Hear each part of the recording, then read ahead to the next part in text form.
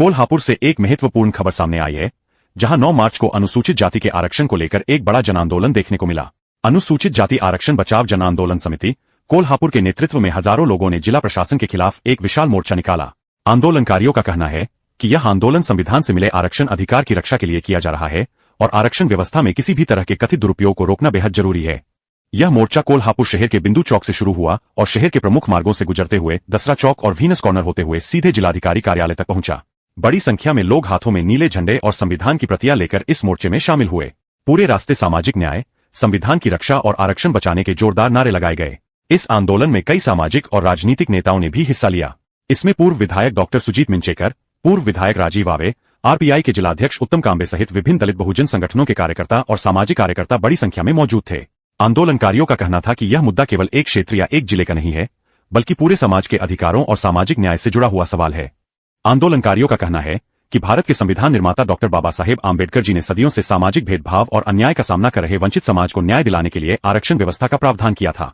बाबा साहेब का स्पष्ट मानना था कि जब तक समाज के दबे कुचले और वंचित वर्गों को शिक्षा, रोजगार और राजनीति में समान अवसर नहीं मिलेंगे, तब तक लोकतंत्र केवल कागजों तक सीमित रहेगा। इसलिए आरक्षण केवल एक सरकारी योजना नहीं, बल्कि संविधान द्वारा दिया गया सामाजिक न्याय का अधिकार और बराबरी का रास्ता है। आंदोलनकारियों का कहना है कि अगर आरक्षण व्यवस्था में किसी भी तरह का कथित फर्जीवाड़ा या दुरुपयोग होता है, तो यह सीधे सीधे उन लोगों के अधिकारों पर चोट है जिनके लिए यह व्यवस्था बनाई गई है।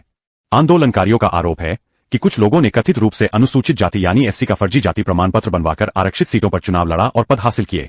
जिन नामों को लेकर आरोप लगाए गए हैं, उनमें श्री दरगोंदा बसगोंदा पाटिल, जिन्हें महेश पाटिल के नाम से भी जाना जाता है और जो पट्टन कोडोली से जिला परिषद सदस्य है, महेश महादेव तुर्बतमठ जो गरहिंग्लज के नगराध्यक्ष है और अलका अशोक स्वामी जो इचलकरंजी की नगर सेविका है, शामिल है। आंदोलनकारियों का कहना है कि इन मामलों की निष्पक्ष और विस्तृत जांच होना बेहद जरूरी है ताकि सच्चाई सामने आ सके। प्रदर्शनकारियों ने प्रशासन से मांग की है कि जिन लोगों पर आरोप लगाए गए हैं, उनके जाति प्रमाण पत्रों की जांच की जाए और यदि जांच में आरोप सही पाए जाते हैं तो उनके प्रमाण पत्र रद्द किए जाएं, उनकी चुनावी सदस्यता समाप्त की जाए और कानून के अनुसार आगे की कार्रवाई की जाए। इसके साथ ही आंदोलनकारियों ने उन अधिकारियों की भी जांच की मांग की है जिनकी भूमिका जाति प्रमाण पत्र जारी करने की प्रक्रिया में रही है।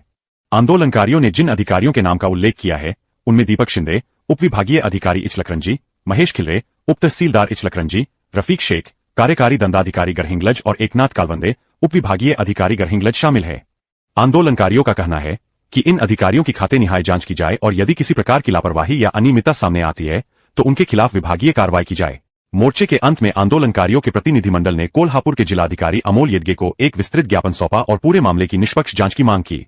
आंदोलनकारियों का कहना है कि आरक्षण व्यवस्था सामाजिक न्याय की एक मजबूत व्यवस्था है और अगर इसमें किसी भी प्रकार का कथित फर्जीवाड़ा होता है तो इसका सीधा नुकसान उन लोगों को होता है जिनके लिए यह व्यवस्था बनाई गई है। कोल्हापुर में निकला यह मोर्चा एक बड़ा संदेश दे रहा है कि आरक्षण व्यवस्था की पारदर्शिता और विश्वसनीयता बनाए रखना बेहद जरूरी है। आंदोलनकारियों ने चेतावनी दी है कि अगर इस मामले में जल्द और निष्पक्ष कार्रवाई नहीं हुई तो यह आंदोलन आगे और भी व्यापक रूप ले सकता है। प्रशासन का कहना है कि पूरे मामले की जांच के बाद ही आगे की कार्रवाई की जाएगी।